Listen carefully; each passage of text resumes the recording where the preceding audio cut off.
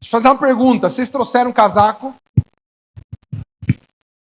Quem gostaria de ter trazido o casaco e não trouxe? Quem gostaria? Alguém gostaria? Falou, poxa, deveria ter trazido o casaco. Júlio? Alguém? As mães sempre lembram do casaco, né? As mães lembram. Glória a Deus pelas mães. Elas lembram do casaco, elas lembram da comida, se comeu ou não comeu, né? Elas lembram de quase tudo aquilo que nós precisamos, ou pelo menos lembravam quando a gente era mais dependente. As mães são rapaz, é uma expressão humana fantástica, a maternidade. E eu quero compartilhar algo que Deus colocou no meu coração de uma forma muito profunda, que tem a ver com todo mundo aqui. E não somente pelo fato que eu disse no início do culto, que todo mundo aqui tem mãe. Não só por isso. Quero compartilhar uma mensagem que, inclusive, eu estou orando para como expressar ela, para que não me chamem de herege, tá? Mas eu quero falar sobre a maternidade divina, ou a divina maternidade. Sobre a maternidade de Deus. E eu sei que nós chamamos e reconhecemos Deus como o Pai. Mas eu quero não te chocar, eu quero te dizer que Deus também é. Tem gente que está com medo de falar. Deus também é mãe. E por que maternidade divina ou divina maternidade? Qualquer um dos dois títulos se aplicaria, porque a maternidade das mães físicas, mulheres, carregam algo de Deus. Assim como Deus, na sua expressão divina, carrega algo das mães. Por isso que é maternidade divina. A mãe, mulher física, expressa a maternidade com algo que não vem dela, que vem de Deus, que é divino. Mas da mesma forma, Deus, no seu relacionamento com o homem, expressa algo que é materno. Por isso que qualquer um dos dois títulos se aplicaria. Eu quero ler um texto com você. Nós vamos passear um pouco pela Bíblia. Mas Gênesis capítulo 1, versículo 26 e 27 é um dos textos muito conhecidos, principalmente de Gênesis, que diz assim: Então disse Deus, façamos, Gênesis capítulo 1, versículo 26 e 27. Façamos o homem, Gênesis 1, 26 e 27. Façamos o homem à nossa imagem, conforme a nossa semelhança. Domine ele sobre os peixes do mar, sobre as aves do céu, sobre os animais grandes de toda a terra e sobre todos os pequenos animais que se movem rente ao chão. E o 27 diz assim: Criou Deus o homem à sua imagem. A imagem de Deus o criou. Homem e mulher os criou. Amém? Olha só, todo mundo aqui veio de uma mãe. Ter uma mãe talvez é algo diferente de ter nascido de uma mãe. Esses dias deu uma polêmica aí, porque uma blogueira famosa, TikToker, que faz um monte de dancinha, chamada Virgínia, óbvio que vocês conhecem, né? Todos vocês conhecem. Quem aqui nunca ouviu falar nessa mulher, levante a mão. Isso aí. A Virgínia, né? A Virgínia. Como você não conhece? A esposa do Zé Neto. Oh.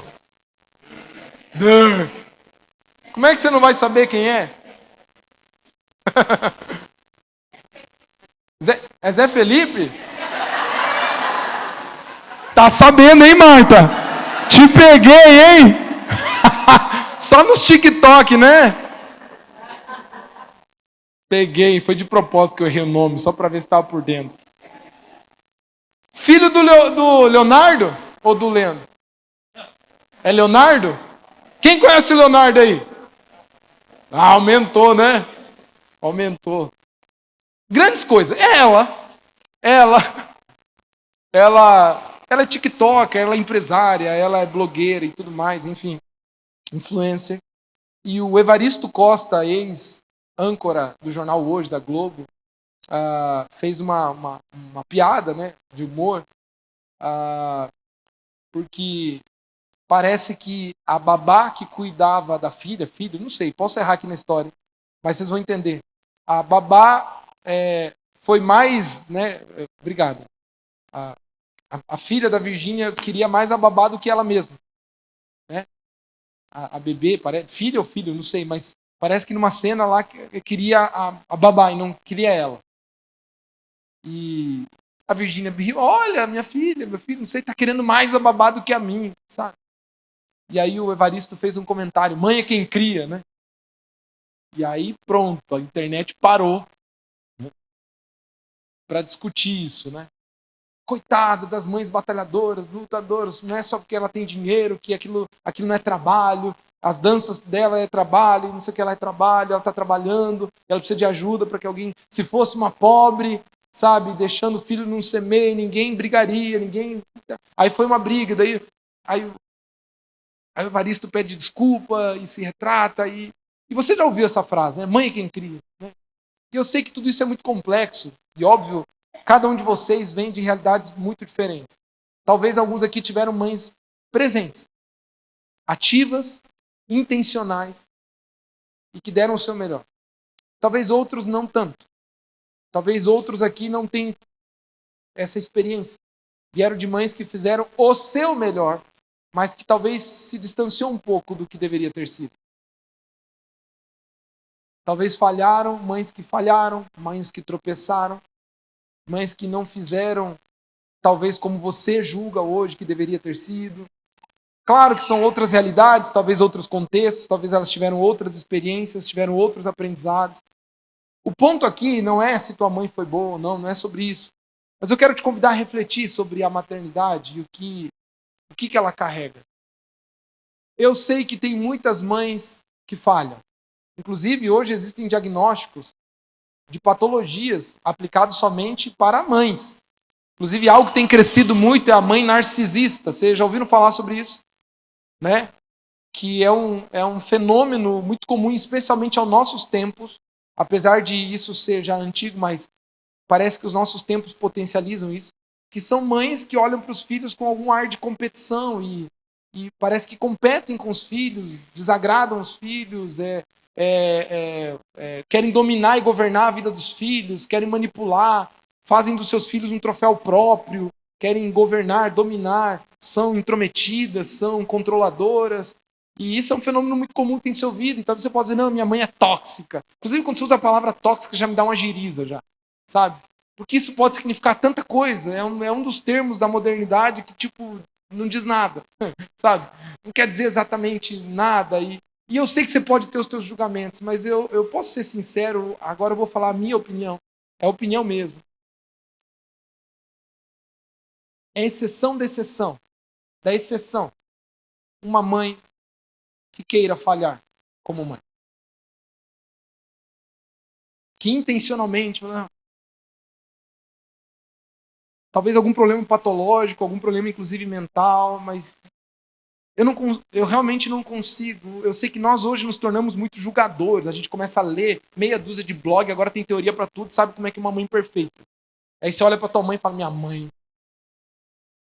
E a tua mãe estava lá cozinhando polenta para cuidar de 5, com ensino médio, fundamental, mal é mal, quarta série, nem entrou no ginásio. Cuidava de 4, sustentava, nutria a casa. Às vezes até trabalhou fora, aguentava o teu pai, que era um traste. Você via ela lutando e você diz, hoje, minha mãe falhou. E você não sabe nem cozinhar um miojo, né? E a gente é muito arrogante nos nossos critérios. Mas eu não quero falar exatamente sobre maternidade no sentido da gente julgar as nossas experiências com maternidade. Mas eu quero te falar sobre uma maternidade divina. Há algo nas mães incrível. Incrível. Há algo na maternidade que é transcendental. Não sei se você já parou para prestar atenção, mas a história da humanidade, não só no sentido biológico, a história da humanidade no sentido, inclusive, espiritual. Pega a Bíblia, de Gênesis e Apocalipse. Você vai ver que há um pilar, há um fator catalisador para que tudo acontecesse? Mãe. Mãe. Do início de Gênesis a Apocalipse, nós vemos a expressão do plano de Deus através de um elemento chave. E esse elemento chave foram mães. Quando Deus estabelece uma aliança com Noé, depois de ter acabado de dissipar a terra e recomeçar tudo, ele diz: vamos lá, Noé, agora frutifica e multiplica e enche a terra. Como é que isso é possível? Inclusive, não tem citado nem o nome da mulher de Noé na Bíblia. Não se sabe. Porque dentro da cultura judaica antiga, aquilo não era de valor. Raramente a mulher tinha uma posição de destaque ou de relevância, socialmente falando, historicamente falando. A história era construída e narrada pelos homens, através dos homens. Mas aquilo que Deus estava ordenando a Noé não seria possível se não houvesse uma mulher. Uma mulher.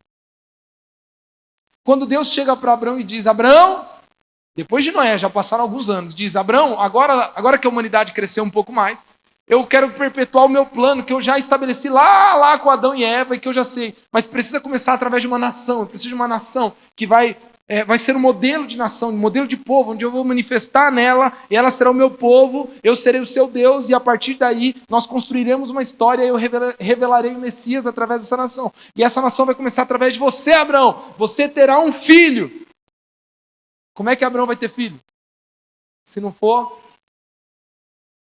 através ou com a sua esposa.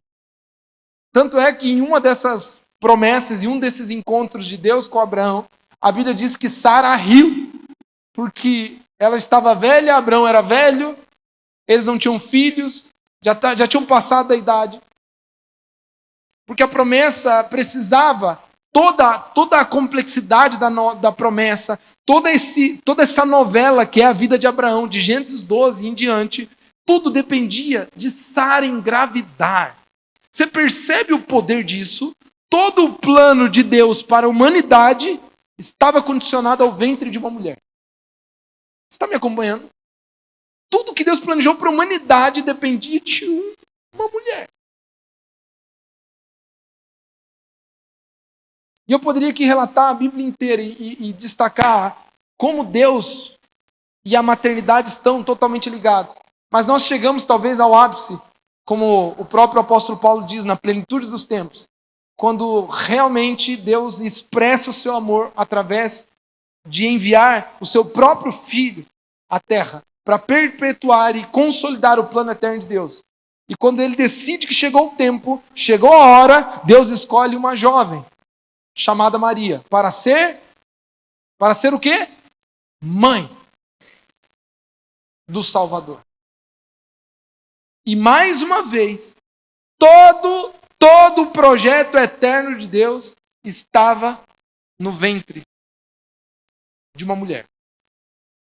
E alguns ainda querem dizer que a Bíblia é machista. É óbvio que a Bíblia culturalmente expressa muito das características e dos valores daquela época. Mas você me dizer que Deus despreza e desvaloriza as mulheres é você não conhecer a Bíblia. A mulher é quase que uma peça-chave central dentro da narrativa bíblica. A mulher expressa algo divino, especialmente na maternidade.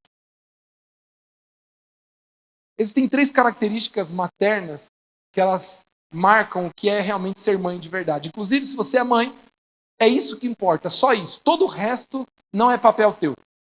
Você pode até fazer de bom coração, mas não é teu papel. Agora, existem 3 que são inegociáveis, que esse é o da mãe. A mãe está primeiro para, letra C, cuidado. A mãe está para cuidar.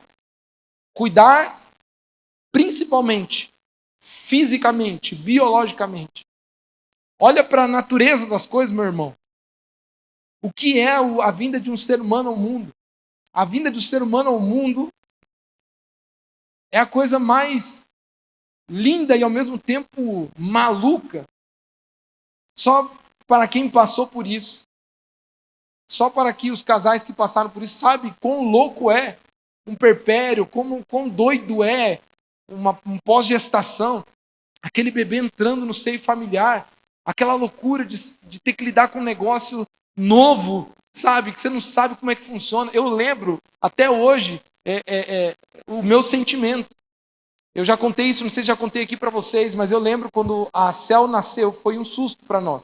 Nós estávamos esperando ela, a Mayara estava de 38 semanas, e a Mayara estava dirigindo, indo para um exame, porque eu estava trabalhando, e era comum, ela estava bem, estava muito bem. Ainda, o médico falou, olha, aqui vai mais umas 2 semanas, a Mayara estava bem saudável. Foi dirigindo, e foi para fazer um exame pela manhã. Aí no exame pela manhã, a médica falou, olha, tem uma coisinha aqui no rinzinho, tem um negocinho aqui, tem um dado aqui do exame, olha, eu acho que você tem que dar uma olhada com o teu médico. Fica tranquilo, não é nada preocupante, mas o protocolo é que eu te avise e que você avise o seu médico, porque é algo que tem que ser visto, tá bom? Não se preocupe e tal, mas tem que ver. Aí nós almoçamos e à tarde a Mayara pegou o carro e foi passar o médico, ela ligou pro médico e falou, tô de plantão aqui no hospital, dá uma passada aqui. E aí a Mayara foi, passou no hospital e eu estava em casa, a bateria da Mayara acabou, de repente um telefone estranho me liga e eu quase, naquela época eu ainda estava, nós estávamos lá, já tinha começado a pandemia, se não me engano, acho que sim, nós estávamos tudo de home office, eu estava em casa trabalhando e eu olhei, telefone diferente, atendo e a Mayara falou, olha, acabou minha bateria, a Cel vai nascer daqui meia hora. Eu falei, meu Deus. Travou tudo, eu entrei. Não, pera. Ela estava com o carro, eu falei, não, peraí, vou pegar um Uber. Ela falou, olha, eu não posso mais sair daqui, nós estamos na pandemia, né, o hospital, aquela coisa toda. Você vem aqui rápido e tal, que vai nascer. Eu falei, meu Deus. Aí eu saí correndo, chamei um Uber, cheguei lá, não levei bolsa de maternidade, não levei nada. E aí, tava tudo óbvio, né, sou eu. Não levei nada, cheguei aí, pronto. Falei, pronto, cadê as coisas? Que coisa? E aí a Cel nasce, e eu lembro, porque é muito forte, porque nós tivemos a bênção, glória a Deus pelas enfermeiras. Tem enfermeiras aqui? Tem enfermeiras aqui? Uma salva de palmas para as enfermeiras aqui. Ó. Gente, a gente foi tão bem acolhido. Eu acho que elas olharam para a nossa cara e falaram, coitado desses dois, não sabem onde se meteram. E elas eram quase que um batalhão de apoio, nos ajudaram com tudo, ensinando cada detalhe do primeiro banhinho, do umbiguinho, e do disso, e daquilo, e do mamar, e da pega, e de tudo. Foi incrível, eu falei, nossa, ter filho é muito bom. Com as 6 enfermeiras em volta, né? Passando a cada 1h30, 2 horas. Eu falei, nossa, vou ter mais uns 10, né? De repente, passou os 2 dias, né? A gente no hospital, comidinha de hora em hora, né? Enfermeira, tal. De repente chegou a hora, alta. A Mayara pega o neném no colo, senta numa cadeira de rodas. A enfermeira carrega a cadeira de rodas, porque eu estava carregando um monte de bolsa. A gente chega na porta, a enfermeira fala, tchau, papais, que Deus abençoe.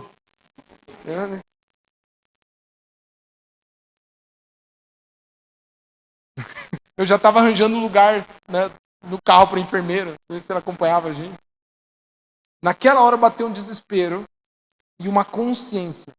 E eu, diante de Deus, eu não mentiria por causa disso, por outras coisas, não, mas eu tive um sentimento quase que audível, assim, de pensamento. Falei, não tem como devolver.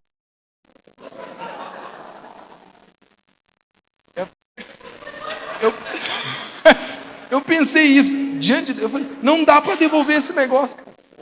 Eu olhei a Mayara com aquele neném, ela olhando para mim, eu com as bolsas, tendo que entrar no carro.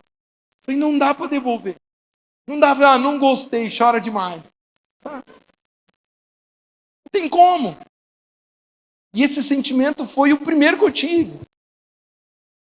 Os primeiros dias, aquela coisa toda, foi uma delícia e também foi um desespero. É ao mesmo tempo as duas coisas. É maluco. Mas a mãe experimenta um negócio que um homem, por mais presente, mais ativo, mais parceiro que seja, mais modernex que seja, nunca vai experimentar. que é um sentimento real de que se não for ela, aquela criança morre.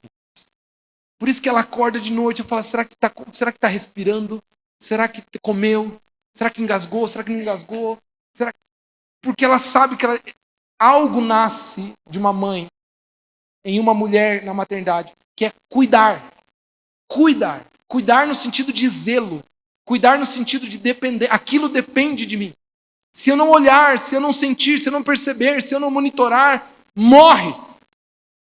E eu creio que Deus, na sua infinita sabedoria, fez de propósito que os recém-nascidos sejam totalmente dependentes fisicamente. Porque senão não se desenvolveria em nós.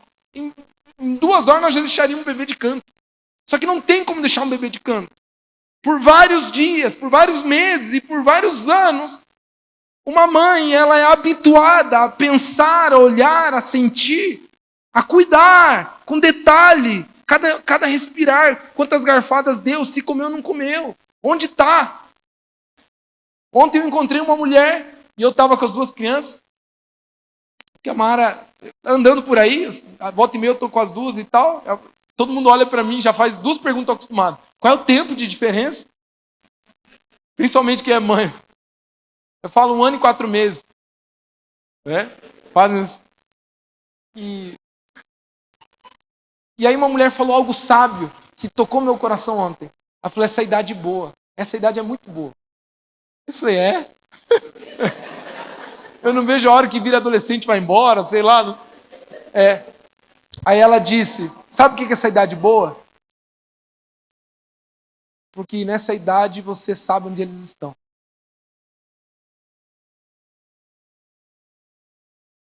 Meu Deus. Ela estava dizendo, eu não sei onde mais meu filho está, o que ele está fazendo, com quem ele anda.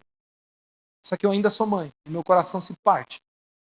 Porque eu ainda quero, desejo, sinto, está na minha veia, cuidar. Eu quero cuidar.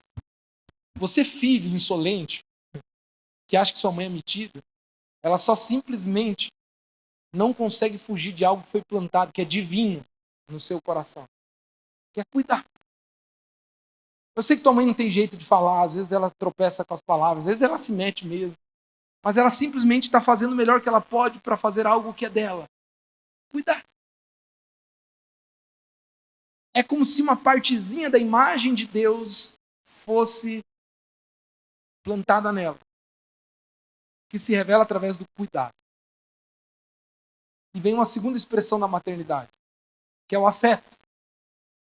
Afeto é diferente de cuidado. O cuidado tem um aspecto muito mais prático. Cuidado tem a ver com o olhar, se está comendo, se não está comendo, se está bem, se está vivo. Mas o afeto tem a ver com o lado que não se vê. Tem a ver com aquilo que é subjetivo, tem a ver com as emoções, tem a ver com o apreço, tem a ver com aquilo que é das sensações, dos sentimentos. E a segunda grande marca da maternidade é afeto.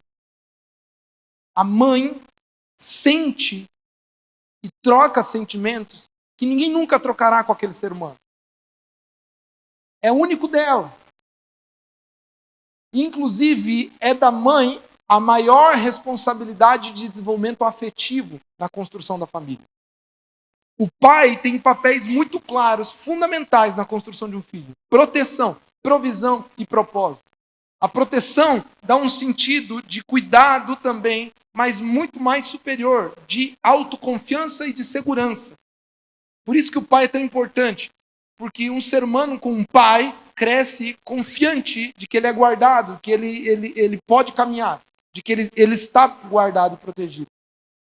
Um ser humano com um pai, ele tem um senso de provisão, de que nada lhe faltará, mesmo. E por último, a paternidade ela nos dá destino, direção, nos inspira, nos impulsiona, nos desafia, nos encoraja. Mas a maternidade tem algo que um pai não é obrigado a desenvolver, que é a capacidade do ser humano, formado por aquela mãe, lidar com os afetos, lidar com o que sente. É da mãe que vem aqueles abraços que só ela pode dar. É da mãe que vem aquela compreensão das dores, das angústias. Sabe quando aquele teu filho de 10 anos que vive os dilemas mais insignificantes do mundo, Sabe? Ai, mãe, trocaram a gente de sala. Fala isso para um pai. Ele... Ah, filho, mas toda sala tem quadro? Cadeira? Tá bom. Não, pai, é que minha best friend foi para lá e tal. A mãe entende essas coisas. A mãe divide aquilo, a mãe fala, filha, dividiram vocês. Nossa. Mudaram de sala, O pai não tem que entender isso, e nem é chamado dele entender isso, mas a mãe sente. E é nesse momento que a criança se desenvolve afetivamente. As emoções são desenvolvidas, o ser humano se desenvolve nesse aspecto. Mas há um terceiro aspecto que é a sensibilidade. Alguém diz popularmente do chamado sexto sentido materno, né? E não estou dizendo que isso existe ou não, mas há algo na mulher que faz ela perceber com perspicácia aquilo que outros não percebem. A minha mãe tem isso de certeza. A minha mãe olha pra gente assim. O que foi? Eu falo, o que foi o quê? O que foi que está acontecendo? O que está acontecendo? Nada. Ah, mãe, é que é o seguinte, mãe. Aí não tem jeito, é um olhar. Ela tem uma sensibilidade, tem uma capacidade de perceber, de interpretar. E olha que maravilhoso. Algo que é triste e ao mesmo tempo encorajador. O destino de uma pessoa está... Escute. O destino de uma pessoa está profundamente atrelado à sua experiência de paternidade e maternidade. Nós estamos aqui no 30 semanas. Quem está vindo no 30 semanas aí? Gente, nós estamos vivendo um tempo incrível com Deus. Meu irmão, o que Deus está movendo aqui no 30 semanas é sobrenatural. E diante dessas histórias nós percebemos claramente hoje, sabemos disso, que boa parte desses dilemas e problemas que nós vivemos hoje, nas nossas emoções, na nossa espiritualidade, na nossa autoestima, na nossa confiança, tem a ver com as nossas experiências de paternidade e maternidade. Sabe por quê? Porque os pais e as mães são os principais formadores do nosso caráter. Eles são a figura principal, eles são os nossos heróis. Mesmo quando, depois que descobrimos que eles não são tão heróis assim. Mas eles foram por muito tempo a principal referência. O que eu falar para a Cel, ela acredita. A Cel confia em mim plenamente e confiará por ainda uns bons anos. Dentro da sua formação, dentro da sua compreensão de mundo, eu sou um pilar. A mãe dela é um pilar. Assim foi com você. A maioria dos problemas emocionais e espirituais que você carrega, infelizmente, tem de alguma forma alguma relação com a paternidade, com a maternidade. Você não precisa ser dependente e escravo disso para a vida toda, mas tem. E é por isso que eu acho que ao mesmo tempo que é triste, é empolgante. Porque Deus não nos deixou órfãos. Diz assim, Deus não me deixou órfão. Existe algo divino na maternidade, mas existe algo materno em Deus. E é essa maternidade de Deus que eu quero concluir aqui. E todos nós precisamos lembrar dela. Olha que maravilhoso. Mateus capítulo 23, o verso 37 ao 39. Jesus resgata uma profecia do profeta Isaías, onde Deus fala, mediante a boca do profeta Isaías. E olha como Deus se refere ao seu povo.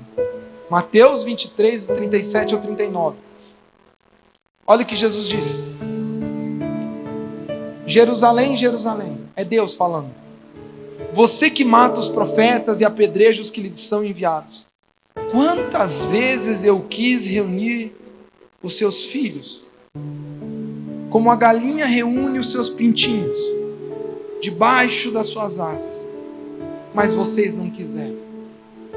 Olha como Deus está se expressando em relação ao seu povo. Ele está dizendo, o sentimento que eu tinha sobre vocês é como de uma mãe que quer cobrir e guardar os filhos e protegê-los debaixo do braço.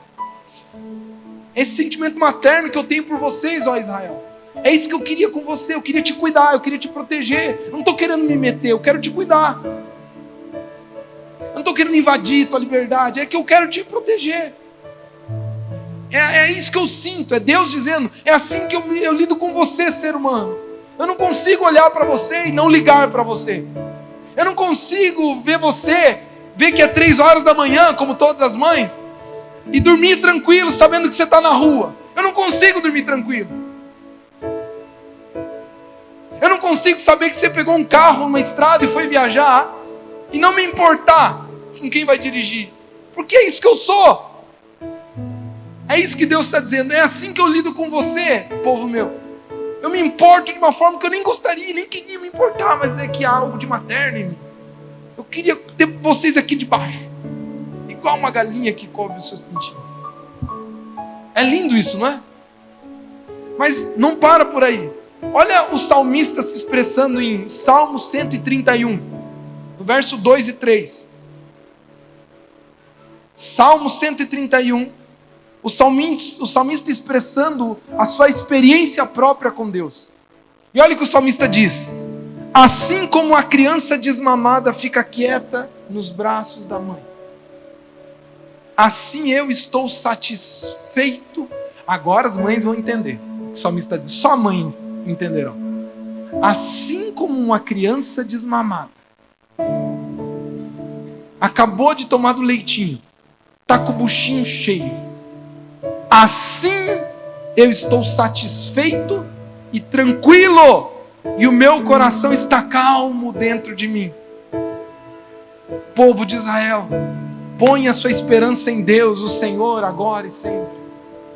O salmista está dizendo, a forma como eu me relaciono com Deus é como de um bebê que após a ser amamentado, ele encontra um colo que dá um sentimento de plenitude, satisfação, de pertencimento, onde não há melhor lugar no mundo do que o colo dessa mãe. Não há. É isso que o salmista está dizendo, é isso que eu sinto com Deus. É isso que Deus gera em mim.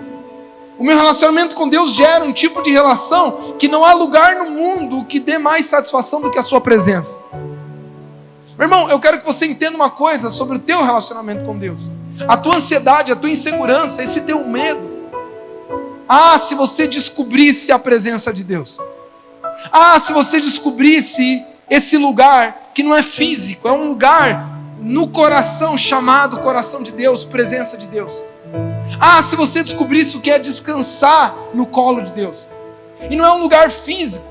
Esse colo muitas vezes vai ser no seu carro, enquanto você dirige, voltando do trabalho, depois de ouvir aquelas coisas que te angustiou, que te perturbou, e naquele lugar, naquele carro, no meio do trânsito, você abaixa o som, fica em silêncio, e você está sozinho, com as mãos no volante, e naquele momento, a presença de Deus invade aquele lugar, e você encontra o colo de Deus, que é um lugar onde você consegue descansar, e dizer, o mundo está desmoronando, mas aqui eu sinto segurança. É o lugar do colo de Deus. Só Deus pode gerar algo que nós sentimos quando éramos bebê com as nossas mães. Só Deus pode te dar essa experiência de se trancar no quarto. O mundo está explodindo lá fora. O caos, os boletos, as contas, a enfermidade, o diagnóstico está explodindo. E aí você entra no seu quarto, você pega a sua Bíblia, você coloca uma música ou não, tanto faz. E às vezes você não tem nem palavras, é só choro. E naquele momento uma presença invade aquele lugar. E você descobre o colo de Deus. O colo de Deus.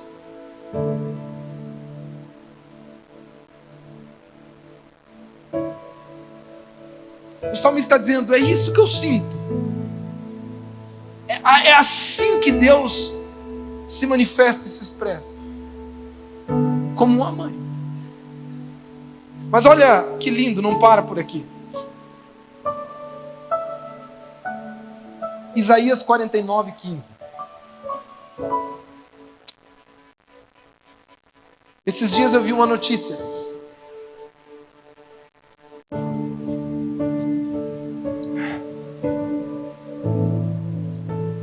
De mães aqui no Brasil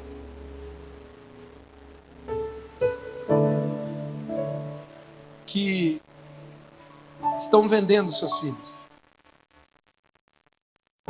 Em situação crítica, muitas vezes, muitas delas com problemas químicos, de dependência química, já vindo de uma realidade disfuncional.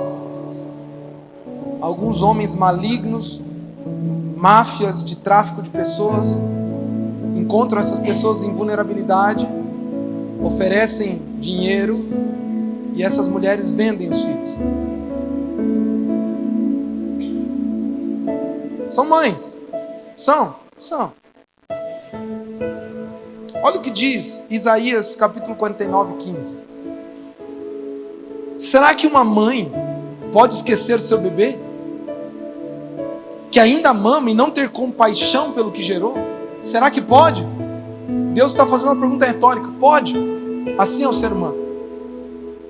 Eu sei que não é a realidade da maioria. Eu sei que a maioria das mães acham o que eu estou mencionando aqui para uma mãe normal parece um absurdo. Mas Deus está fazendo essa pergunta porque Ele sabe aonde o homem pode chegar. Assim como essas mulheres podem chegar num estado de vender os seus próprios filhos. E não é porque não conseguem cuidar somente, querem o melhor. Estão dando para o tráfico humano. E Deus diz: pode uma mãe esquecer um filho que gerou e não ter compaixão por ele? Pode. A pergunta de Deus é retórica, mas Ele mesmo continua dizendo: embora ela possa se esquecer, eu não me esquecerei de você. Deus está dizendo: eu não me esqueço. Não há nada mais triste, talvez um dos piores sentimentos que o ser humano pode experimentar não é o do ódio, é o da indiferença. Ser negligenciado às vezes é pior do que ser odiado. E talvez alguns de vocês são feridos exatamente porque a palavra que poderia resumir a tua experiência é que esqueceram de você. Esqueceram que você importa, esqueceram que você tinha necessidades, esqueceram que você também era relevante, esqueceram que você tinha um propósito, um destino, uma individualidade. Esqueceram de você. Esqueceram. E às vezes foi até os teus pais, não por maldade, não por má intenção, mas por negligência mesmo. Um pai e uma mãe pode sim esquecer de um filho, mas eu não me esquecerei, diz o Senhor. Eu não me esqueço de você. Se existe algo que martela na mente de Deus diariamente, é você.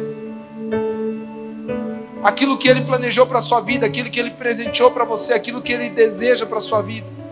Não sai do coração e da mente de Deus o futuro brilhante que Ele tem para a sua vida. Não sai da mente e do coração de Deus o chamado e o destino profético que Ele tem para você. Não sai da mente dele aquilo que você foi criado para viver e ainda não vive por causa dos tropeços, dos obstáculos, do orgulho, da negligência, das feridas que você vive. Mas ele ainda não se esqueceu de você. Eu quero ir para um outro texto que revela não só o cuidado, o afeto, mas por último a sensibilidade de Deus. Olha o que diz Romanos capítulo 8, versículo 26 e 27. Da mesma forma, o Espírito nos ajuda em nossa fraqueza, pois sabemos como orar, mas o próprio Espírito intercede por nós com gemidos inexprimíveis. E aquele que sonda os corações conhece a intenção do Espírito, porque o Espírito intercede pelos santos de acordo com a vontade de Deus. Olha o que Paulo está dizendo. Há momentos em que você está em situações em que você não sabe nem como orar. Que o turbilhão que você está vivendo na alma e no coração é tão complexo que você não sabe nem o que dizer diante de Deus. E é nesse momento que Deus, na sua divindade, expressa a maternidade. E pelo Espírito Santo, a Bíblia diz que você não precisa nem falar, que Ele já sabe. E mesmo quando não temos palavras, o Espírito intercede por nós, dizendo... Inclusive, olha que interessante, eu fui descobrir que dentro da tradição ortodoxa cristã, principalmente da área oriental na história, o Espírito Santo sempre carregou uma figura feminina. Não que seja uma mulher, não é sobre isso que eu estou dizendo, mas uma figura materna. Ficou sempre encarregada ao Espírito.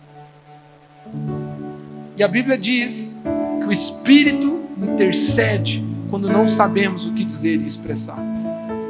É esse tipo de sensibilidade que Deus tem com você. Ele se importa. Meu irmão, escute o que eu estou dizendo aqui. Eu quero que você receba essa palavra em nome de Jesus. Talvez na vida de algumas pessoas aqui a grande marca é a indiferença. Ninguém se importa. Ninguém se importa. Eu sinto no meu espírito de dizer aqui, eu não sei exatamente quem é, mas isso tem sido a tônica da tua vida. Isso martela na tua mente, isso martela no teu coração. E eu quero ser boca de Deus hoje na sua vida. Você tem ouvido, pensado e acreditado pela tua história de vida, ou pelo que as pessoas fizeram, ou porque alguém um dia te disse que você não importa, que você não importa, que ninguém se importa, que ninguém liga mesmo. Meu marido não liga, minha esposa não liga, meu pai não liga, minha mãe nunca ligou, ninguém liga mesmo. Hoje você está aqui, talvez você não lembre de nada dessa mensagem, mas você precisa receber isso que Deus está dizendo. Deus está dizendo: eu me importo. Eu me importo com cada fraqueza, com cada dor, com cada choro, com cada dificuldade. Eu me importo com cada limitação, eu me importo com as suas dúvidas, eu me importo com a tua angústia, eu me importo. Talvez você, por causa da experiência que você viveu até hoje, já acreditou e já assumiu, já abraçou essa identidade de negligenciado, de indiferente. Se eu voltar para casa, ninguém liga mesmo. Eu tive que me virar sozinho, eu tive que me criar sozinho, eu tive que me virar sozinho. Meu marido não ligou, minha esposa não ligou, meus pais não viam a hora que eu casasse, fosse embora. Ninguém se importa. Eu estou dizendo: Deus se importa.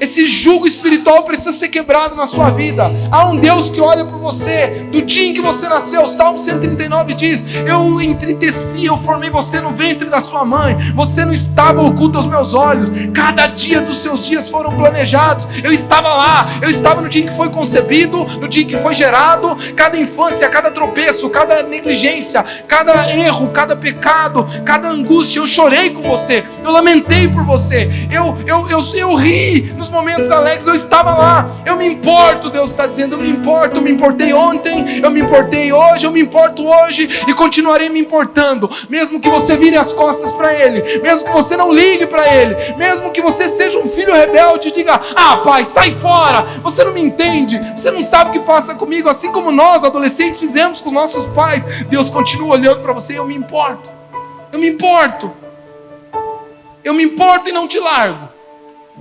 Porque eu sou pai, sou mãe, eu sou tudo. Não tem como, meu irmão.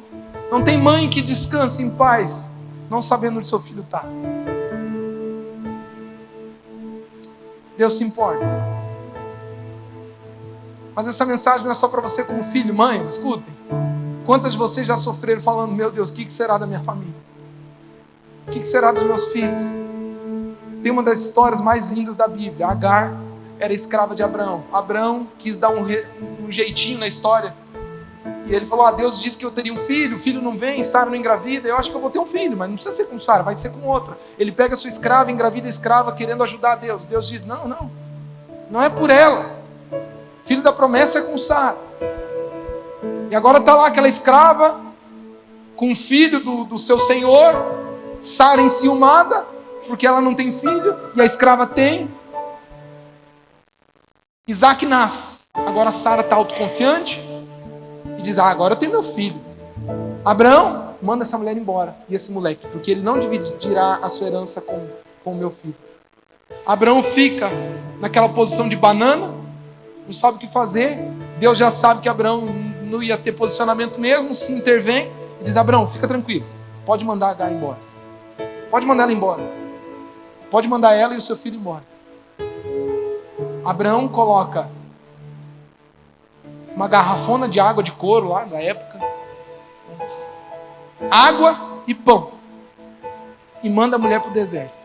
A Bíblia diz que ela começa a perambular pelo deserto. A água acaba. Chegou a um ponto de ver que o seu filho estava prestes a morrer.